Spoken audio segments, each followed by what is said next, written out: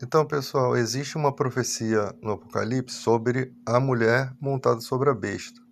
E a forma como essa profecia ela é contada, ela é semelhante a uma profecia, a uma mitologia, né? De uma mulher chamada Europa, tá?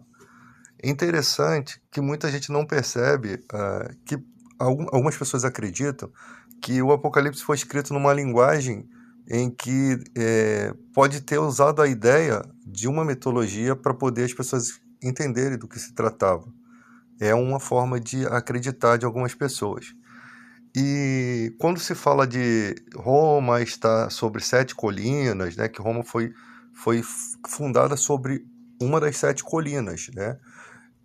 Se esquecem que Lisboa também foi fundada sobre 7 colinas, tá? E interessante que Lisboa faz parte da onde? Da Europa. Lisboa, capital de Portugal, faz parte da Europa. E a Europa é citado no contexto grego da mitologia, em um trecho que é referente, semelhante a isso. É uma coincidência aí, né? Muito estranha, muito esquisita. Como é que pode falar de 7 colinas sempre quando se tratar em questões de Roma, né? É, e Lisboa também ser fundada sobre 7 colinas. É muito esquisito essas informações. Parece que a mitologia estava prevendo o futuro, né? Parece que usaram mitologia para prever o futuro. Já a profecia do oitavo Papa, que parece uma manipulação para as pessoas ficarem com medo, né? Como eu falei, estamos vivendo num momento entre guerras, né? Na guerra de Israel, guerra entre Rússia e Ucrânia, Israel e o Hamas aí destruindo Gaza. E parece que essa questão do que falam que é do oitavo Papa, na verdade, essa questão já aconteceu no ano de 313, né? Sabemos que do ano 70 da Era de Cristo, teve a destruição do templo pelo Tito Vespasiano, o mesmo cara que fez o Coliseu Romano, que também tinha um filho chamado Tito. A gente não pode confundir as duas histórias. E no ano 135, o imperador Adriano expulsou todos os judeus de Jerusalém, transformou a Jerusalém de Palestina. É a Jerusalém que é a Canaã bíblica, a Sião. Tá? Foi mudado de nome, agora se chama Palestina. Então, então o que acontece? Esses anos todos foram marcados por perseguições, né? A igreja, os judeus que se converteram, os prosélitos, que eram pessoas gentias convertidas ao judaísmo, também se converteram alguns, e teve muita conversão além dos gentios, né? Pessoas de fora de Israel se converteram, então esses cristãos foram perseguidos, foram acusados de incendiar Roma, né? Havia uma razão para eles criavam uma razão para perseguir os cristãos. E depois de um tempo isso cessou, né? Talvez como cumprimento de algumas profecias, tá? Você vê que na destruição do templo, Jesus cita após os discípulos mostrarem as terras, as construções do templo que haviam acabado de serem restauradas, né?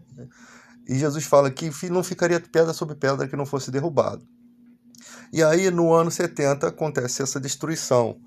E Jesus disse naquele mesmo texto para os discípulos, quando ele estava dizendo que não havia pedra sobre pedra, ele começa a dizer que aquela que aparentemente dá a entender que aquela profecia daquela destruição do templo já havia sido citado por Daniel, tá? Sobre o homem da iniquidade, tá? E aí Jesus começa a tratar esse texto falando desse e começa a falar uma profecia de escapamento, escape para os que passarem por aquela perseguição. Os que estiverem na Judéia não voltem para pegar as coisas, fujam para os montes. E essa história dos cristãos fugirem para o Monte de Petra parece que é relatado na Bíblia. Depois tem que dar uma pesquisada aí. Relatado na Bíblia não, em alguns livros históricos, tá? Tem que procurar direitinho se tem na Bíblia, se tem nos livros históricos, porque isso ocorreu, né? O que às vezes confunde um pouco é que as pessoas não entendem as perseguições. E aqui chegou um ponto em que o Império Romano haviam ali os imperadores que eles fizeram um acordo que é esse Edito de Milão. É um acordo, né? Ele foi promulgado aqui dia 13 de junho, tá? Para poder a religião voltar a retomar os seus lugares de culto, né? Que haviam sido confiscados, né? As propriedades. E isso aqui aconteceu, tá? Só que aí, hoje em dia, com todos esses caos acontecendo no Brasil e no mundo, né, parece que tentam adaptar Roma na figura aí do Papa, que faleceu um dia depois da Páscoa, né, o Papa Francisco. Mas vamos entender a figura do Papa, tá? O Papa, é muito legal a representação dele em relação à Igreja Católica, tá? Nós não podemos dizer que o Papa é do mal, como algumas pessoas querem dizer, porque o Papa ele tem uma influência mundial e eu acho que não conseguiria fazer isso sem Deus. É uma influência mundial boa, tá? Por exemplo, a guerra da Rússia cessou por conta da Páscoa, tá? Por um tempo, né? E talvez pela morte do Papa Francisco tenham também dado um dia de descanso lá na guerra, coisas que não aconteceriam se não tivesse a influência aí da Igreja Católica em martelar essas datas comemorativas, né, na sociedade, né? Então, o que a gente precisa entender é que Deus ele tem suas maneiras de agir. Não adianta você falar, são idólatras, são isso. E do meio evangélico, que nós temos pastores aí. Tem um na política aí que é a favor da escala 6x1, que oprime o trabalhador. Os caras se unem à bancada da bala, à bancada dos grileiros de terra. Os caras vivem metidos em confusão, né? Sempre tem um escândalo. É, uns estão até embriagados na Câmara. Quando fala, tu vê que está totalmente embriagado ou até drogado. É essa representação que o povo evangélico tem. Agora, nós temos muitos pastores bons, temos pessoas que não causam escândalo. Ao mesmo tempo, também tem padres também que causam escândalo. Tem muitos padres que entraram para ficarem ricos, né, que andam em belos carros, bons relógios. Quando você olha o padre assim, você vê que o relógio do cara é caro, o carro do cara é caro. Eles ganham muita coisa das pessoas, né, que muitas pessoas ricas seguem o catolicismo. Então, abençoa eles. Então, muita gente entrou por isso. É por isso que tem essas confusões todas. Porque o chamado da Igreja Católica é para o cara que tem condição de viver uma vida reta. Ou ele pode escolher viver essa vida, se contendo as suas sexualidades.